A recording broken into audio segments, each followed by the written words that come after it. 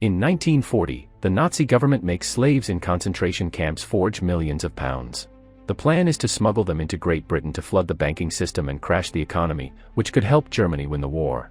Once all the fake bills are in suitcases, they're sent out in trains. One night, the women in an important arms factory in Birmingham, England, have to keep working while the city is being bombed by German planes. Today is an employee's birthday, so they sing the happy birthday song to her and even light a candle. Unfortunately, the sweet moment is destroyed when a bomb lands in the factory, instantly blowing it up and killing all the workers. Meanwhile, Tommy lives in isolation. He used to be the leader of the Peaky Blinders, the most powerful gang in England, but now he is alone in the countryside writing his biography. In the morning, his assistant Johnny informs him that their hometown Birmingham has been bombed, but Tommy shows no reaction. While Tommy is working on his book, he hears the phone ring. When he leaves the table to disconnect it, he notices someone running in his yard. After a moment of tension, he slams the table in frustration. He decides to go for a walk and finds a red scarf on a branch. Later, while he's writing, he reveals that lately he's been haunted by visions of his dead daughter. However, the scarf is real and he can't explain how it got there. Since the presence of the scarf bothers him, he decides to hang it on his brother's grave. In the afternoon, Tommy is visited by his sister, Ada, who tells him what happened to the factory. She wants Tommy to come back and help, but he refuses because he has to deal with his mental ghosts. Ada scolds him, pointing out that he hasn't seen his sons in years. However, Tommy says he was never a true father. A frustrated Ada updates him anyway. His son, Charles, is on the front line in North Africa, and his other son, Duke, is the new leader of the Peaky Blinders. Unfortunately, he's getting the gang in big trouble, and Ada is afraid he'll be hung by the law or lynched by the locals. Tommy insists he's changed since his brother's death, so he can't go back. In Birmingham, firefighters and cops are taking care of the destroyed factory. At that moment, the Peaky Blinders arrive and the cops know they can't do anything to stop them. The gang rips off the front door and starts stealing any weapons that weren't destroyed by the explosion. The owner immediately protests, so Duke informs him that they have permission from the chief inspector of the Birmingham police and gives him some money. Since the owner keeps complaining to the officers, Duke's right hand Elijah announces that any person who tries to stop them will be identified and their families will be beaten. The factory owner says he isn't scared of them, so Duke proceeds to strike him down. His employees immediately react, so the Peaky Blinders beat them up too, easily winning the fight. Once the civilians have stopped interfering, the gang finishes taking all the weapons they can find. Moments later, Ada returns to Birmingham and picks up her son Carl before heading to the factory. However, the workers immediately call her out for daring to show her face since the Peaky Blinders made everything worse. In a pub, Duke meets a Nazi agent called Beckett, who shows him a sample of his counterfeit money. There are £350 million ready to be introduced into the British economy and he wants to use gangs to do it. If the Peaky Blinders agree to work with him, they'll get a 20% cut, although they have to be ready for the anarchy that will follow. Beckett also says that his superiors wanted him to talk to Tommy. So, a frustrated Duke shoots the window to hit the car outside as he announces he's in charge. When Beckett asks him if he's willing to betray his own country, Duke says yes. So, Beckett tells him he'll have to prove it tonight. The next day, Tommy hears a noise in his house and immediately grabs a gun to investigate. On a table, he finds a note that says, "Follow the open windows." Tommy does so until he finds Co reading his book. He points his gun at her, but a closer look leaves him in shock since she looks a lot like Duke's dead mother, Zelda. Co explains that she's Zelda's twin sister and that she still speaks to her in dreams and seances. She claims Zelda sent her here with a message. The twins are gypsies and Duke is getting involved with evil people who will destroy the gypsy people. If Tommy agrees to come back and stop his son, Co promises to help him find inner peace. Suddenly, Johnny bursts into the room with a gun because he thinks there's an intruder, but Tommy surprises him by saying that Co is their guest. He's worried that she's manipulating Tommy, but Tommy ignores him. In the afternoon, Duke checks on his pigs and puts some things away in his stock room. At that moment, he's approached by Ada, who calls him out for the factory raid and asks about the pigs.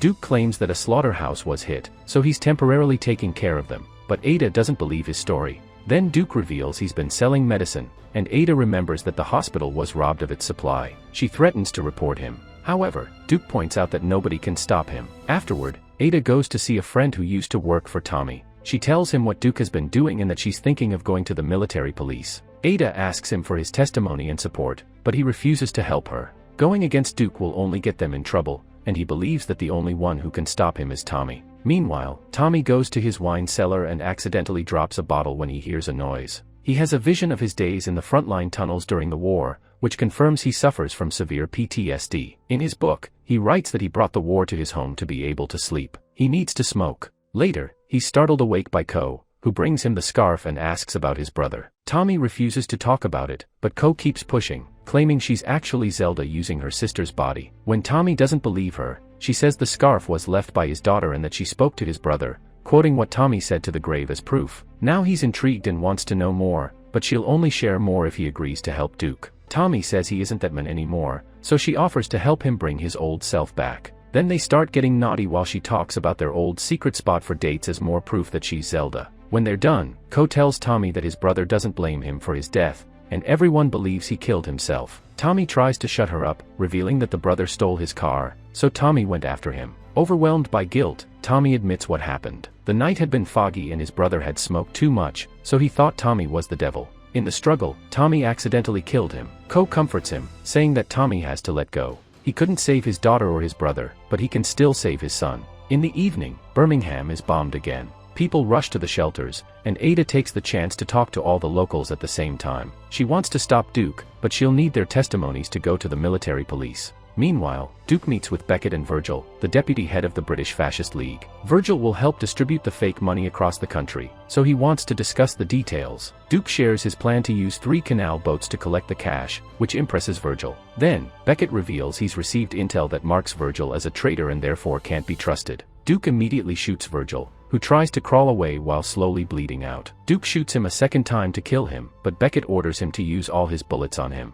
Afterward, Duke is left in a very anxious state, so Beckett assures him that he works with extremely important people and Duke will be protected. Soon, Duke will have to take the boats to Liverpool and collect the money, but for now, Duke must get rid of the body. After Beckett leaves, Duke smashes a bottle in frustration. Then, he feeds the body to the pigs. In Liverpool, the ships with the suitcases full of money finally arrive. The next morning, Tommy finds himself alone in bed with the scarf. After putting it back on his brother's grave, he finally decides to act. He puts on his old clothes and gets his car, announcing he's going to Birmingham. A very worried Johnny thinks this is crazy and volunteers to go with him. In the meantime, Duke wakes up after spending the night with a woman. He realizes he still has Virgil's clothes, so he burns them. At that moment, he's approached by Beckett, who tells him what Ada did in the shelter. He wants Duke to kill her before she goes to the military police. Beckett also says he's ashamed of his son, but he'd be very proud of Duke if he was his child. Afterward, Duke follows Ada and Carl around town and hides in a phone booth where he can pull off the perfect shot. However, his feelings for his family don't allow him to do it, so he smashes the phone in fury. He continues to follow her and notices a car stopping near her. When Beckett comes out, Duke yells to warn her. Unfortunately, it's too late. Beckett shoots her a few times to kill her and steals the bag with the testimonies. Before leaving, he tells Duke that he didn't make him proud. Carl has a breakdown and Duke can only stare, feeling helpless.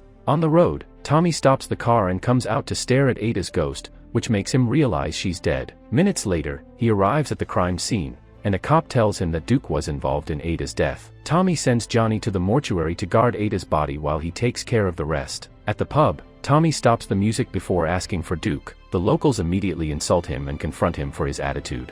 When things are about to escalate, Elijah realizes that this is Tommy and informs the crowd. Everyone backs off except a soldier who doesn't recognize the name and points his gun at him. Tommy responds by putting a grenade inside his shirt. So, the guy runs out of the pub in panic and blows up. Then, Tommy picks up the soldier's gun and shoots the record player, forcing Elijah to take him to his son. In the stock room, Duke packs a few things and tries to leave. However, Tommy finds him and throws him in the mud. He also takes the medicine bags and starts throwing them at Duke while scolding him for crossing all the lines. After Tommy kicks him, Duke explains that he wasn't able to kill Ada because he's still loyal to his family. However, he sins often because sin is the only thing his father left him. He angrily tackles Tommy and they start fighting in the mud. Tommy easily overpowers him and forces Duke to tell him about Beckett and the plan. Afterward, Tommy goes to the mortuary and takes Johnny's gun before sending him away. He then talks to Ada's body, saying he should have come sooner when she asked. He also admits that he killed their brother and it wasn't an accident because he had been drunk and full of rage. Tommy explains he killed his brother to be free of him. But after so many family deaths, he swears something good will come from all the bad. When he leaves the mortuary, he's in tears. As soon as he steps outside, Tommy finds Beckett and they start shooting each other. The horses protest in fear while the guys run from spot to spot trying to stay hidden. Beckett tries to convince Tommy that Hitler is right about cleaning society of the bad blood and thinks that ending the war with banknotes is better than bombs. When Beckett wastes his last bullets, he pushes the horses to use them as cover and runs while they block the alley. Tommy then gets on a horse and rides through the streets where the locals welcome him back like a king. In the pub, Duke is drowning his guilt and alcohol. Ko visits him and explains that Zelda's spirit once told her that Tommy and Duke would one day work together, so this is Duke's chance to do what is right. She also gives him a bullet and tells him that after they take care of the Nazis, Duke must kill Tommy. Ko promised him mental peace, and this is the only way to achieve it. If Tommy dies, Duke can become the new Gypsy King, which is what his mother always wanted. When Ko leaves the pub, she bumps into Tommy and tells him Duke will help him. But Tommy says that first he needs a gypsy cart. Inside, Duke flips a coin to come to terms with his decision.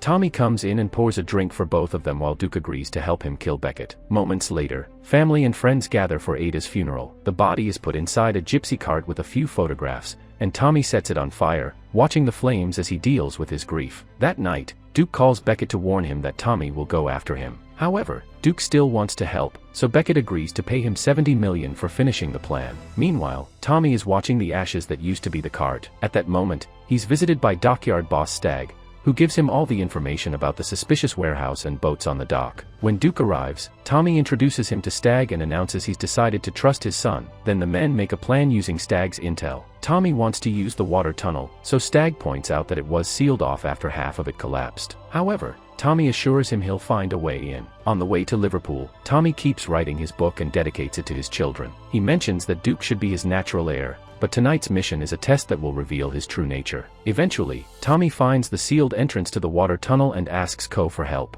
Her cousins immediately use their tools to start cutting down the gate. While they wait, Tommy asks Ko to read his palm. She does so and only mentions things from the past, so he asks about his future. Ko tells him that tonight he'll get the peace he wants. So, Tommy pulls out his gun and admits he knows Ko wants to kill him since she first visited him. He says she's a bad omen and Ko replies that if Tommy doesn't kill Duke, the boy will kill him instead.